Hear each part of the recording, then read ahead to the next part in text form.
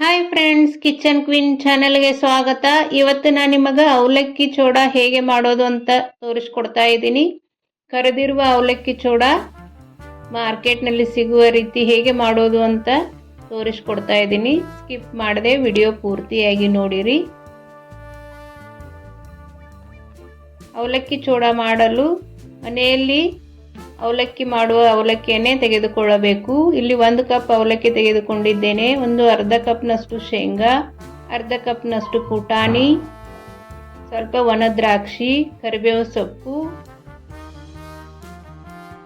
ಸಕ್ಕರೆ powder 2 spoon, 1 spoon chilli powder, ಅರ್ಧ spoon ಅರಿಶಿನ, ಅರ್ಧ ಸ್ಪೂನ್ ಜೀರಿಗೆ ಪೌಡ್ರ್, ರುಚಿಗೆ ತಕ್ಕಷ್ಟು ಉಪ್ಪು ಮತ್ತು ಚಾಟ್ ಮಸಾಲ ತೆಗೆದುಕೊಂಡಿದ್ದೇನೆ. ಈ ಅವಲಕ್ಕಿ ಚೋಡ 10 ನಿಮಿಷದಲ್ಲೇ ರೆಡಿ ಮಾಡಿಕೊಳ್ಳಬಹುದು. ಮೊದಲಿಗೆ ಎಣ್ಣೆಯನ್ನು ಬಿಸಿ ಇಡಬೇಕು. ಎಣ್ಣೆ ಖಡಕ್ಕಾಗಿ ಕಾದಿರಬೇಕು.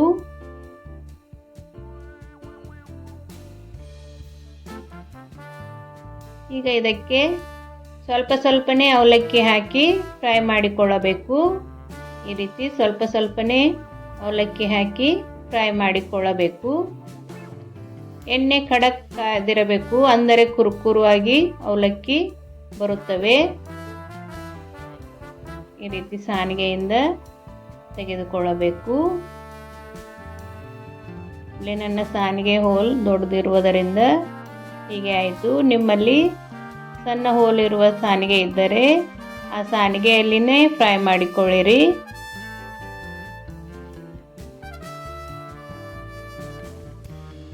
ಈಗ ಶೇಂಗಾ ಹಾಕಿ ಫ್ರೈ ಮಾಡಿಕೊಳ್ಳೋಣ. ಸ್ವಲ್ಪ ಮೀಡಿಯಮ್ ಆಗಿಟ್ಟು ಚೆನ್ನಾಗಿ ಶೇಂಗಾ ಫ್ರೈ ಮಾಡಿಕೊಳ್ಳಬೇಕು, ಅಂದರೆ ಕ್ರಿಸ್ಪಿ ಆಗುತ್ತವೆ. ಇಲ್ಲ ಅಂದರೆ ಒಳಗಡೆಯಿಂದ ಹಸಿಯಾಗಿ ಹಾಗೆ ಇರುತ್ತವೆ.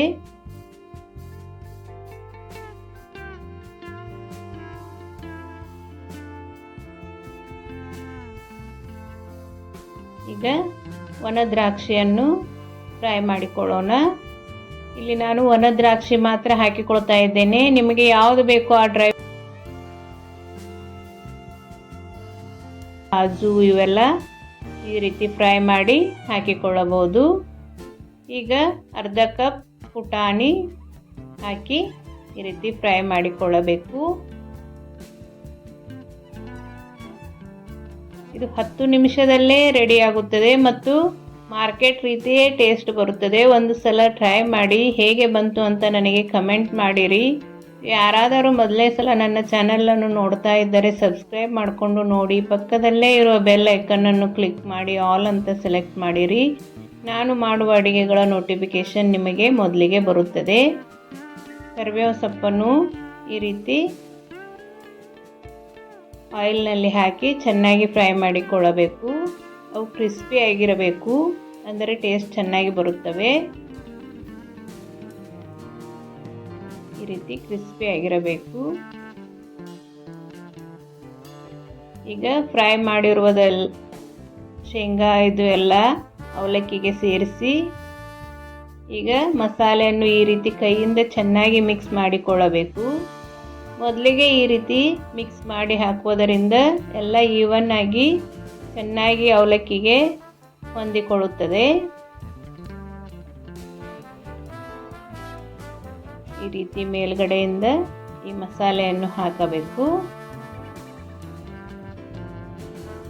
ಈ ರೀತಿ ಟಾಸ್ ಮಾಡುವುದರಿಂದ ಈವನ್ ಆಗಿ ಮಸಾಲೆ ಎಲ್ಲ ಅವಲಕ್ಕಿಗೆ ಹೊಂದುತ್ತದೆ.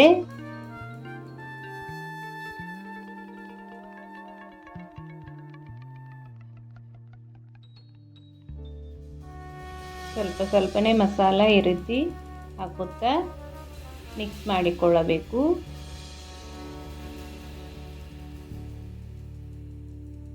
ರೀತಿ ಕೊನೆಗೆ ಕೈಯಿಂದ ಈ ರೀತಿ ಮಿಕ್ಸ್ ಮಾಡಿದರೆ ಅವಲಕ್ಕಿ ಚೂಡ ನೋಡಿ ಎಷ್ಟು ಬೇಗನೆ ರೆಡಿ ಆಯಿತು ಅಂತ. 10 ನಿಮಿಷದಲ್ಲೇ ಮಾಡಿಕೊಳ್ಳಬಹುದು ಈ ಅವಲಕ್ಕಿ ಚೂಡ. ಒಂದು ಸಲ ಟ್ರೈ ಮಾಡಿ.